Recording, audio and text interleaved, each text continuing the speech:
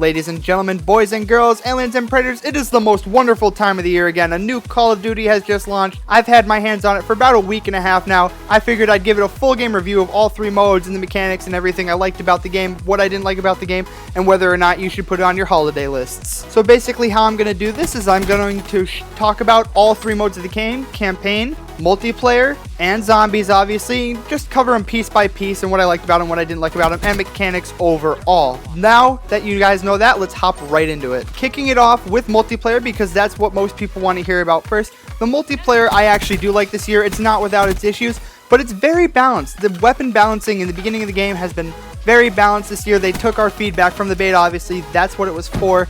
They took that, they rebuilt most of the weapons. The weapons are fair. You can pretty much almost use any class.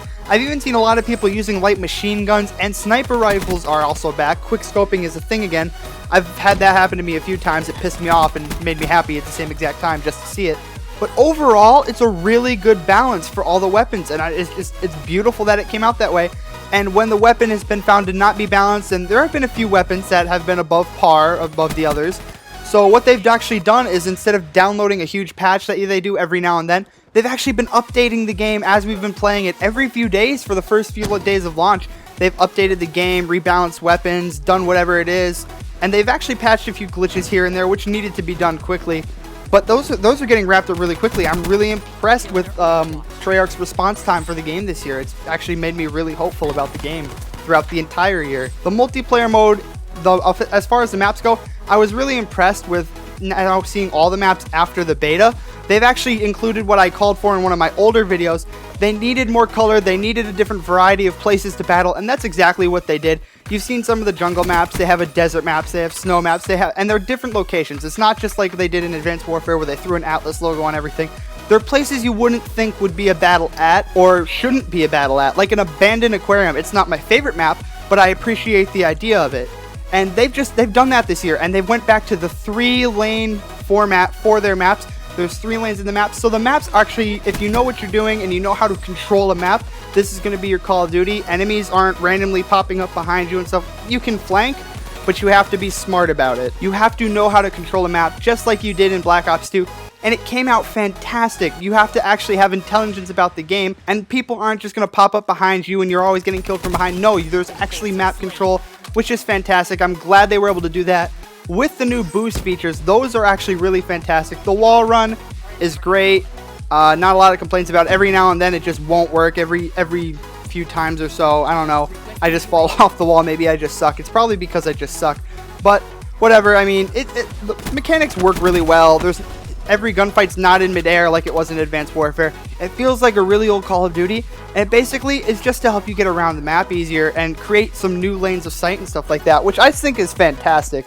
I mean, the boost feature in Advanced Warfare, it was good. It was a good idea, but it was way too quick, and they've slowed down the tempo of this game. As far as time to kill, it's about the same as Black Ops 2 and between Black Ops 2 and Ghosts. But the game is still up-tempo, but not too up-tempo to a point where it was in Advanced Warfare. Moving on into the campaign mode, it was good this year. I thought it's longer than Ghosts, and it's definitely longer than Advanced Warfare. And they've actually really done a great job with the campaign, because a lot of people didn't notice this or care. I mean, I did. Your character's actually in the cutscenes, and I don't mean just like the cinematics during the middle of the mission. I mean, there's actual animated cinematics with your character going through events and talking and doing all this stuff. You just don't learn his name, which is kind of irritating. Maybe I missed it, but I never got my own character's name, which is kind of irritating. But you are in cutscenes and you're communicating during maps. Your character has a voice. He's a person. He's someone you can connect with this year. And that's fantastic if you are in a campaign. I know a lot of people aren't, but someone that played the old Call of Duties without multiplayer, I would love the campaign. I play the campaign every single year. So for someone that needed a really good campaign to make this game awesome for me, it was beautiful. The campaign was absolutely fantastic. Quality. It was fun to play. The creative class system was awesome. And Dead Ops Arcade is back. It's a little Easter egg in the game if you didn't know, from Black Ops 2. And just the entire campaign was awesome. I'm not a huge fan of the story. I think the original Black Ops and Black Ops 2 stories were way better. And there was more choice. And there's not a lot of replay value to this campaign. But there is Nightmare Mode, which is like a campaign with zombies in it, which is really awesome. It was really fun to play, and it's really innovative, and it's not the full zombies mode from the other thing. So I recommend giving it a shot. It was really fun, and it added a little bit more depth and extra to the game. Moving on to zombies, it was quite different this year. I've noticed they included a lot of the abilities from the DLC from Black Ops 2 as far as Shadows of Evil goes.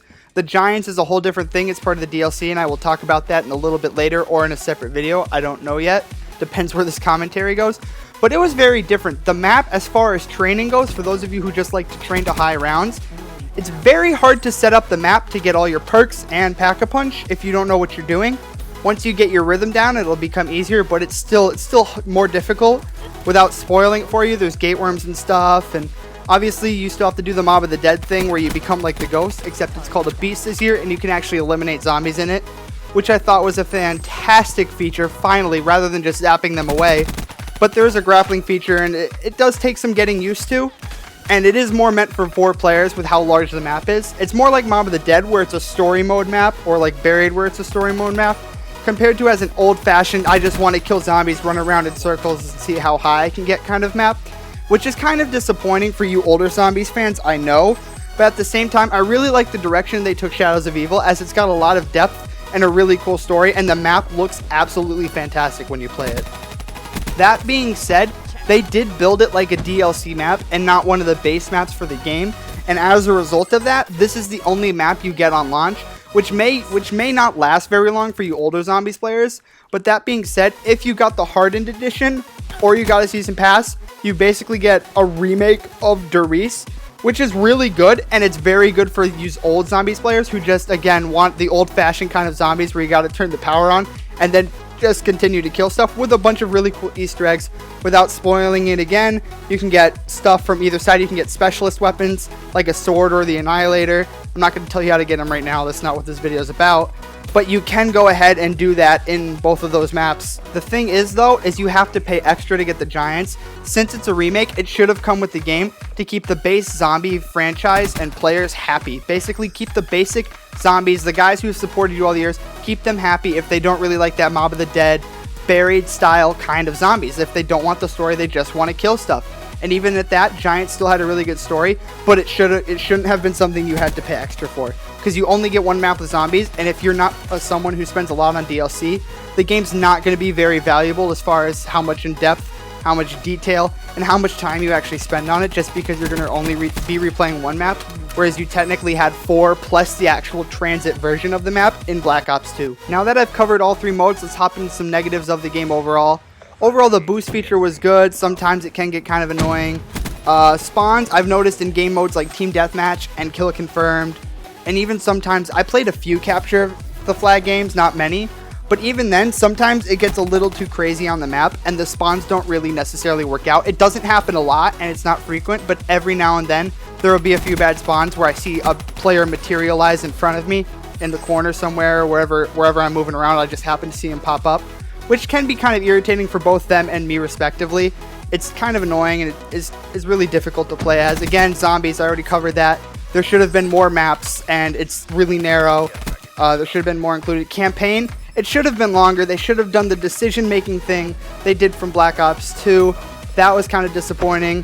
And another thing is, some of the specialists are slightly not overpowered, but like the War Machine, it doesn't have a cooldown or anything in between shots. So those need to be balanced out just a little bit. But other than that, I'll talk to you guys later. That's my review. I'm out.